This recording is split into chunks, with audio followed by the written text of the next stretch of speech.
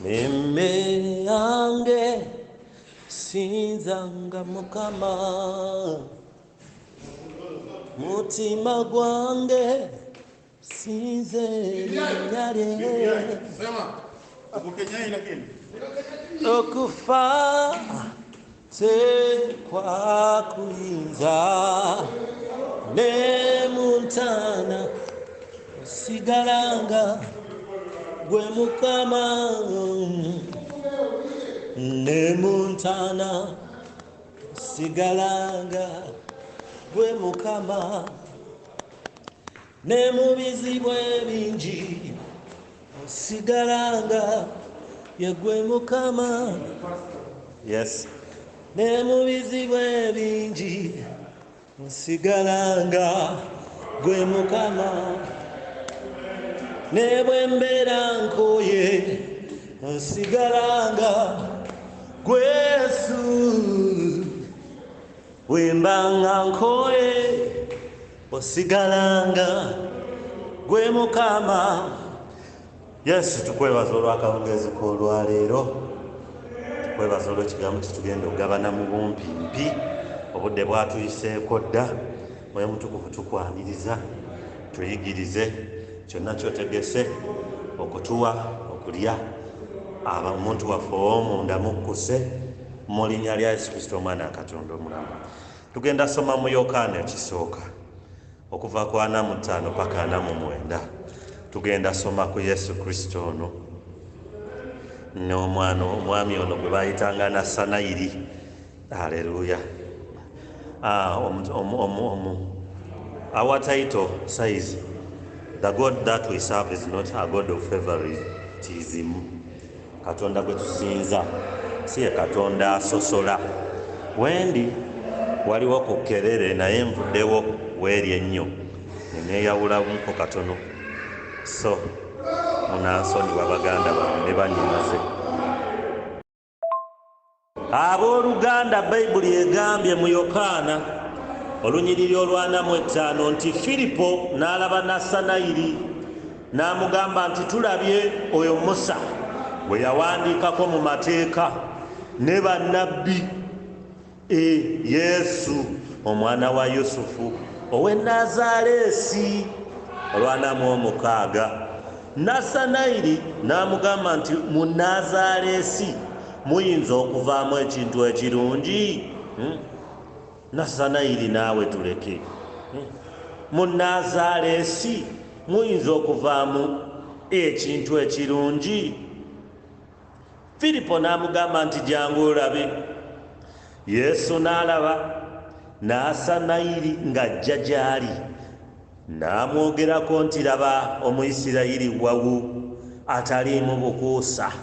Nassanayiri n'amugamba nti wantegeerera wa? Yesu n'addamu n'amugamba nti Firipo bw'abadde tannakuyita, bw'obadde mu mutiini ne nkulaba.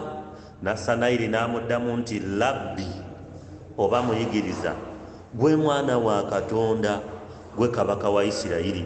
Olw'5 okwo kubikkulirwa nno. Yesu n'addamu n'amugamba nti kubanga nkugambye nti nkulabye mu mutiini, okkiriza oliraba ebikulu okukira ebyo. Aleluya. N'amugamba nti ddala ddala mbagamba nti muliraba eggulu nga libikkuse ne bamalayika ba Katonda nga balinnya era nga bakkira ku mwana w'omuntu. Naye oŋŋenda kwesiba ku 45, 46, 47 paka kale 49. Bayibuli etugambye nti Firipo n'alaba Nassanayiri n'amugamba nti tulabye oyo Musa gwe yawandiikako. Firipo abuulira Nassanayiri Musa gwe yawandiikako ne bannabbi, Yesu Kristo omwana wa Yusufu ow'e Nazaaleesi. Olwayogera ekigambo Nazaaleesi, Nassanayiri n'agamba sooka olindeko, lindako Firipo, ekikulu mwogerayogera nnyo. Ogambye bannabbi gwe bawandiikako, ono mutabani wa Yusufu gwe tumanyi, gw'oyagala ogamba nti ye Kristo. Bannabbi gwe bawandiikako ow'e Nazaaleesi. Leka naawe e Nazaaleesi wasobola ovaayo ekintu ekikulu. Tunula mu byafaayo. Nazaaleesi wasobola okuvaayo ekintu eky'amaanyi? Ddala kisoboka? Tekisoboka, kubanga ne mu byafaayo tekiriiyo. Ne bw'osoma endagaano enkadde tojja ssangamu nga boogera ku Nazaaleesi nti oba mwalimu omulwanyi namigo w'amaanyi nti oba ki, okitegeera? Ng'era naffe obulamu bwaffe bwe bubeera, isitole waffe bw'atyo alinga Nazaaleesi. Famire zaffe mwe tuva bwe zityo ziringa Nazaaleesi. Omukululo gwaffe ogw'obulamu bwaffe gubadde gutyo nga gulinga Nazaaleesi. Tegwina history, tegwina byafaayo, era bw'otandika otwogerako bayinza owuliriza, naye bw'oyogera gye tuva abantu bagamba oyo temuli makulu. Bw'ogamba nti Steveni, ne ba Steveni bangi, ne bw'ogamba nti bamuzaaleeyo Busoga, kamuli eyo gy'okwata eyo tumanyi yaani oba Kadaaga oba ani, teri nnyo kyamaanyi kivaayo eyo. Bwe bw'obulamu mwe tukulidde. Naye munnange, Katonda gwe tusinza is not a God of favoritism. Ye Katonda atasosola, ayagala nnyo ebintu mwe yeegulumiririza. Abantu ndowooza baali bamanyi Yesu ekibuga Yerusaalemi, kubanga Nazaaleesi era yeeyo, naye ndowooza baali bamanyi Yesu alizaalibwa mu kibuga makkati, ekibuga ekirina history, ekibuga eky'ebyafaayo mwalizaalibwa, okitegeera? Naye Katonda ayagala nnyo ebintu ebiri humble. Katonda ayagala nnyo ebintu ebiri humble. Muganda wange mwannyinaze, obulamu bwo tetuganye, you've lived a humble life. You've lived a humble story. Era if your story is being told to people, it is extremely humble. Naye Katonda ayagala nnyo ebintu ebiri humble. Ayagala nnyo stories ezitawaawaza matu, n'alyoka avaayo ne yeegulumiriza mu zo.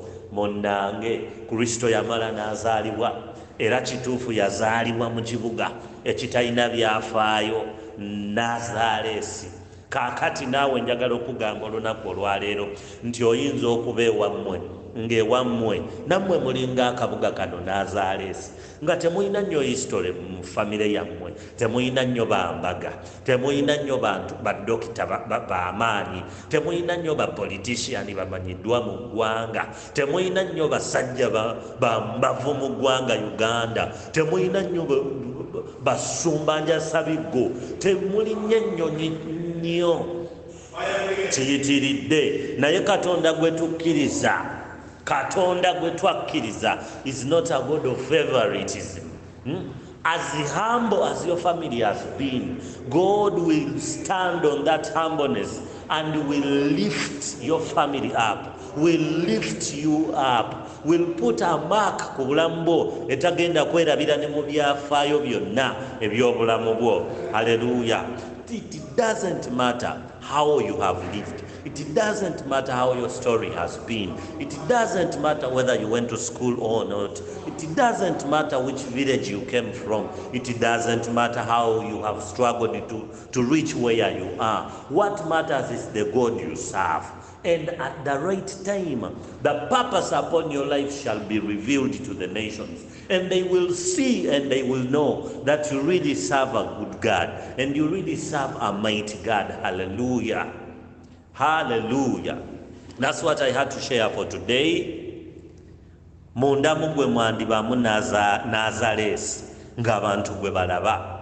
Naye oliko obunabbi obw'amaanyi. Obunabbi obw'amaanyi buli munda mugwe. Era mpaawo kampegaano bulituukirizibwa mu linnya lya Mukama waffe Yesu. Abawo omukisa.